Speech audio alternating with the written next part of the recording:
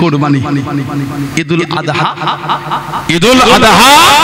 কিছু কিছু লোক আছে দেখবেন এলাকায় ক্যাম্পিং করে, ওই বিরাট গরু কিনেছে একটা, না দেখলে বুঝতে পারছি পাগল, পয়সা থাকলে হয় না রে, গ্রাম অন্তর থাকতে হয়। গ্রামে তো কত বড় লোক, কজন এরকম গরু কিনেছে, আমারটা থেকে আসবে বিরাট লোক ছবি তুলছে। নাউজুবিল্লাহ বলে। বড় গরু কেনাটা অন্যায়ের কোনো কারণ নয়, এই শব্দটা হলো অন্যায়ের কারণ। আপনি এলাকার বড় নয়, গোটা ভারত বা গোটা পৃথিবীর হালাল বড় পশুটা কুরবানি দেন, গুনাহ হবে না।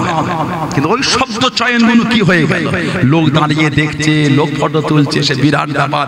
গ্রামের কেউ বড় কিনতে পারে না, আমি বড় কিনেছি, পাগল মন থাকতে হয়, কলজে থাকতে হয়, এটা ওকে, এগুলো তো ভালো না। আমি আপনি হালাল পশু কিনেছি আল্লাহকে খুশি করার জন্য। কুরবানি কোনটা? ওইটা না, কুরবানির প্রথম শর্ত হলো হালাল।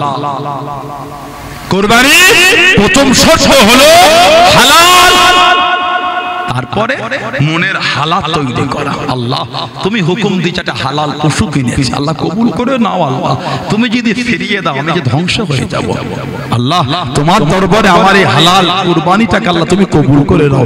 এটার নাম হলো কুরবানি। এই মনের কাইফিয়াত অবস্থা তৈরি করা।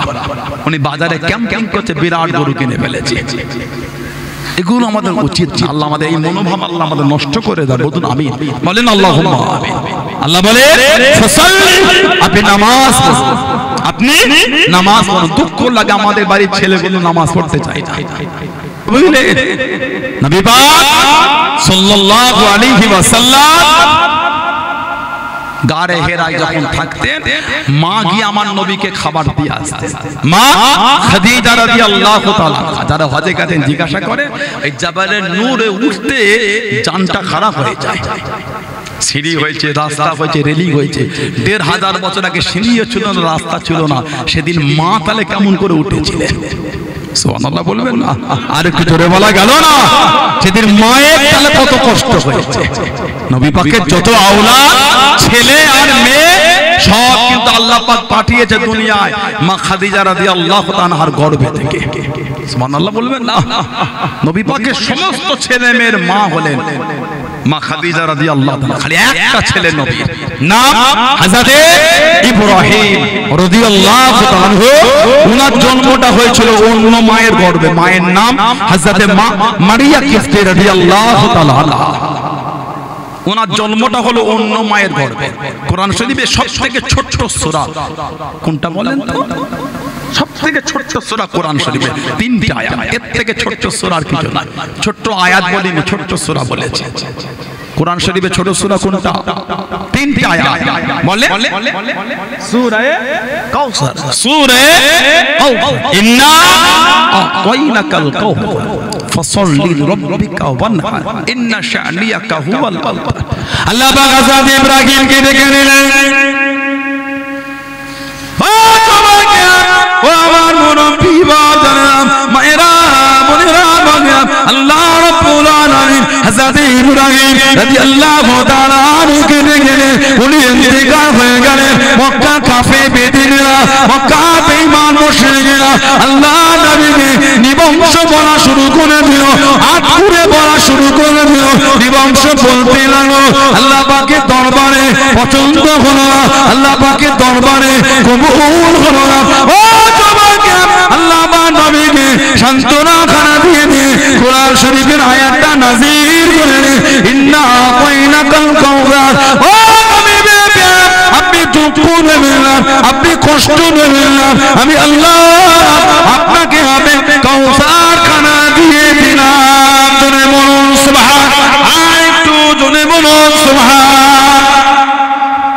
আপনি কাউসার দেব নয়, আল্লাহ বলে ইন্না আতাইনাকাল কাউসার, আমি আল্লাহ নিশ্চয় আপনাকে আবে কাউসারটা দিয়ে দিলাম। দুনিয়াতে আবে কাউসারের মালিক আল্লাহ নবীকে বানিয়ে দিয়েছে। কায়ামতে দেব নয়, দুনিয়া থেকেই দিয়ে দিলাম আবে কাউসার। যে পানি একবার কেউ পান করবে আর তাকে কোনোদিন পানির পিপাসা লাগবে না। যে আবে কাউসার পান করলে আল্লাহ পাক তার চেহারা থেকে নূর বার করে দেবে। বলবেন আলহামদুলিল্লাহ, যে আবে কাউসার আমাদের নবী তানার উম্মত উম্মতিদের নিজে হাতে পান করাবে। আল্লাহ আমাদের নসিব কবুল করে, বলেন আমিন। আমাদের আব্বা আম্মা, আমাদের দাদু দাদি, আমাদের নানা নানি, শ্বশুর শাশুড়ি, আমাদের আহলিয়া আল আওলাদ, আত্মীয় স্বজন, আল্লাহ দয়াময় মেহেরবানি করে গোটা পৃথিবীর মুমিন মুসলমানের নসিবে আমার নবীর নূরের হাতে আউজে কাউসার কে আল্লাহ কবুল করে, বলুন আমিন। জলে বলে সাকিয়া কাউসার কারাম ফরমায়েঙ্গে, সাকিয়া কাউসার কারাম ফরমায়েঙ্গে, हम पिएंगे वो पिलाते जाएंगे, हम पिएंगे वो पिलाते जाएंगे, मुस्तफा नजरे करम फरमाएंगे, मुस्तफा नजरे करम फरमाएंगे, या नबी या नबी या नबी या नबी या नबी या नबी, एक दिन हम भी मदीने जाएंगे, एक दिन हम भी मदीने जाएंगे, बोलूं ना सुभानअल्लाह, बोलें ना अल्लाहुम्मा आमीन। साकिए कौसर करम फरमाएंगे, हम पिएंगे ओ पिलाते जाएंगे, जोरे बोलो। আল্লাহ পাক আমার নবীকে সান্তনা দিচ্ছেন, ইন্না আওয়াইনাকাল কাউসার, হাবিব নিশ্চয় আমি আল্লাহ আপনাকে আবে কাউসার দিয়ে দিলাম, ফাসাল্লি হাবিব ফাসাল্লি, আপনি নামাজ পড়ুন, রব্বিকা ওয়ানহার, আর আপনার পালনকর্তার উদ্দেশ্যে আপনি নাহার করুন। তাহলে নামাজ আর কুরবানি কার জন্য? কথা বলে না একটু, হ্যাঁ গো একটু অজ করে আপনি আমার এই আলোচনা আপনাদের অসুবিধা মনে হয়, একটু রেসপন্সের আশা করি। নামাজ কার জন্য আর কুরবানি? আল্লাহ পাক কুরআন শরীফে অপর আরেক জায়গায় জিকির করেছেন, কুল হাবিব আপনি বলে দেন, ইন্নাস সালাতি, নিশ্চয় আমার নামাজ, ও নুসুকি আমার কুরবানি, ও মাহইয়া আমার হায়াত, ও মামাতি আমার মরণ, লিল্লাহি রাব্বিল আলামিন, সবই কিছু আমার আল্লাহর জন্য, বলুন না সুবহানাল্লাহ। আমার নামাজ, আমার কুরবানি, আমার হায়াত, আমার মরণ আল্লাহর জন্য। এখন আমাদের কুরবানি ঈদুল আযহা, ঈদুল আযহা কিছু কিছু লোক আছে দেখবেন এলাকায় ক্যাম্পিং করে, ওই বিরাট গরু কিনেছে একটা, না দেখলে বুঝতে পারছি পাগল, পয়সা থাকলে হয় না রে, গ্রাম অন্তর থাকতে হয়।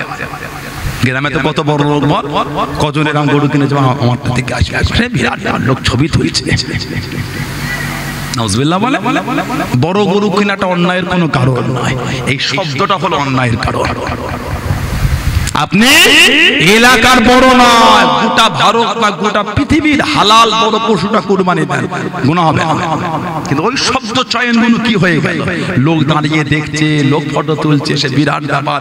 গ্রামের কি বড় কিনতে পারে না, আমি বড় কিনেছি, পাগল মন থাকতে হয়, কলজে থাকতে হয়, এটা ওকে, এগুলো তো ভালো না।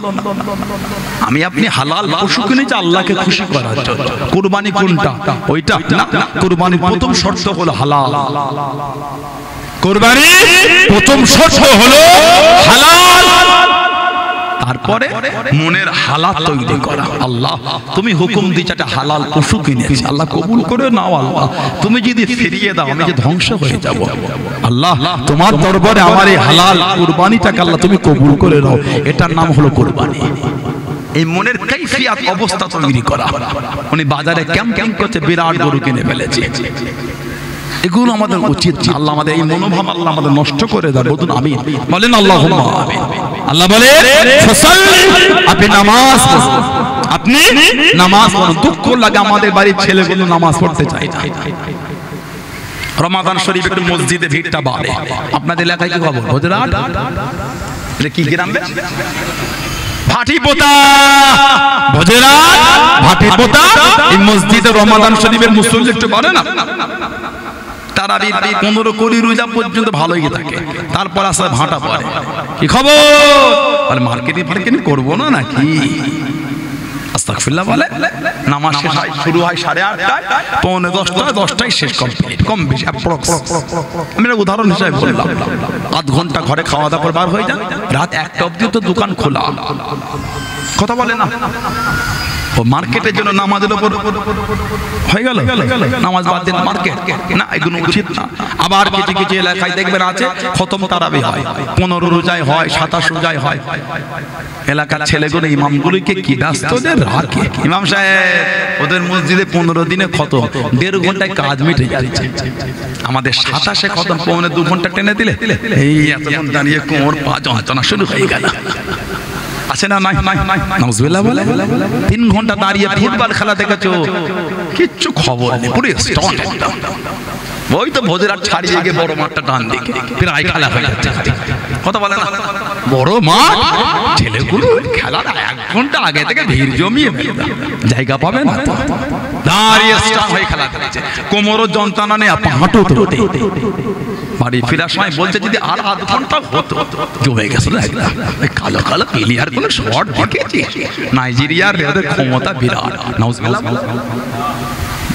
3 ঘন্টা খেলা দেখেছে, কিছু মনে হয় না। 1.5 ঘন্টা আমার বলে যন্ত্রণা হচ্ছে, মানে ওটা পায়ের যন্ত্রণা, ওটা ইমানের যন্ত্রণা হচ্ছে। 3 ঘন্টা খেলা দেখেছো, কিছু মনেই হয় না, বলতে আবার 1/2 ঘন্টা হলে ভালো হতো। বড় খুশি খেলা দেখে। আর নামাজ ইমাম সাহেব ওদের 1.5 ঘন্টা শেষ, 15 দিনে খতম হবে। আমাদের 27-এ 15 দিন, একটু তাড়াতাড়ি চালা। ইমাম সাহেব এতদিন সুপার ফাস্ট চালাচ্ছিল, একটু রাজধানী দিয়ে দিল। আবার 3-4 দিন বার ইমাম সাহেব মানে একটু বাড়া চললো, বলে আল্লাহ আল্লাহ আলহামদুলিল্লাহ লা ইয়ালামু আল্লাহু আকবার। কথা বলে না, নাউজুবিল্লাহ বলে নামাজ হবে। আল্লাহ পাক কোরআন শরীফে জিকির করেছেন, ওয়ারাতিলিল কুরআন তারতিলা, কোরআন শরীফ শুদ্ধ সহকারে তারতিল সহ পড়তে হবে। জোরে বলো, ও কি নামাজ? কোরআন শরীফের সঙ্গে মজাক হচ্ছে করে। একটু চেপে চেপে বসে না, কিছু ভাই জায়গা যাচ্ছে না, একটু চেপে আসে, একটু চেপে আসে, একটু চেপে আসে, একটু আগে আসে, একটু আগে আসে। বলে কোরআন শরীফ ওইভাবে তেলাওয়াতটা হলো কোরআন শরীফের সঙ্গে মজাক করা। কোরআন শরীফের একটা অক্ষর পড়লে আল্লাহ পাক খুশি হয়ে 10টা নেকি দেন। বললেন আলহামদুলিল্লাহ, একই তেলাওয়াত। বলে কোরআন শরীফ একই তেলাওয়াত। যদি একটু তারাবির নামাজে কোরআন শরীফ একটু বুঝতেই না পারলাম, নিজে পড়তে পারি না, শুনো তো অন্তরের শান্তিটা আল্লাহর কালাম, শোনো তো মনটা খুশি হয়। কি বুঝবে? যিনি পড়ছেন উনিও জানেন না কি পড়ছে, হাত পা ভেঙে লুলা করে ফেলেছে খালি। কথা বলে না, এইভাবে পড়তে গুনাহ হবে। 1.5 ঘন্টার জায়গায় 3 ঘন্টা দাঁড়িয়ে নামাজ পড়বো, আমাদের কোনো কষ্ট হবে না যদি ইমানের জায়গায় মজবুত হতে পারে। যদি বলে সারা দাঁড়িয়ে নামাজ পড়বো আল্লাহ আল্লাহর রাসূলকে খুশি করার জন্য, তাতেও রাজি আছে। বলেন ইনশাআল্লাহ, বলেন আল্লাহুম্মা আমিন। 3 ঘন্টা দাঁড়িয়ে খেলা দেখেছেন, গুনাহ ছাড়া সওয়াব নয়।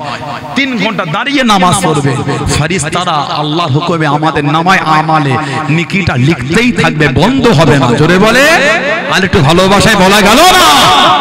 ভালো হওয়া, নিজেকে প্রশ্ন করেন চলার রাস্তা তো নোংরা হচ্ছে কেন, আমাদের নীতিটা তো খারাপ কেন হয়ে গেল, ইবাদতে মন নাই, নোংরা কাজে মনটা গলে গেল, মসজিদে গেলে বেশিক্ষণ থাকতে ভালো লাগছে না, আর ক্লাবে গেলে বার হতে ভালো লাগে না। জানতে হবে ইমানের জায়গায় এখনো মজবুত হতে পারে। নিজেকে প্রশ্ন করেন কবে ভালো হব আমি। আল্লাহ আমাদের বাড়ির ভাইগুলোকে আল্লাহ ভালো করে দেন, আল্লাহ আমার বোনগুলিকে ভালো করে, আল্লাহ দয়াময় দয়া করে আমাদের প্রত্যেকের দ্বারা 5 ওয়াক্ত নামাজ আল্লাহ কায়েম করিয়ে না। বলেন আমিন। যদি বলে এবার আল্লাহ আমার নবীকে ভালোবেসে বলছেন, ইন্না শানিয়াকা হুয়াল হাবিব, নিশ্চয় যারা আপনার সামনে গুস্তাখি করেছে তারাই হলো আত্তার, তারাই হলো নিবংশ, তারাই হলো মাকতুউল নাসাল। আপনি না, আমি আল্লাহ আপনাকে যাবে কাউসার দিয়ে দিলাম। জোরে বলো, হযরতে সুবাইর ইবনে আওয়াম আমার নবীর নিজের ফুফাতো ভাই, 15 বছর বয়স, আল্লাহ ওনাকে দিয়েছিলেন। একদিকে উনি একা, একদিকে 1000, তারপরও আল্লাহ পাক ওনাকেই জয়ী করে দিতেন। 1000-এর সঙ্গে একা লড়াই করতেন। আমার নবী বলেছিলেন, জুবাইর তুমি হলে ইসলামের প্রথম যে প্রকাশ্য তলোয়ার উঠিয়েছে, তোমার আগে কেউ তুলতে পারে না।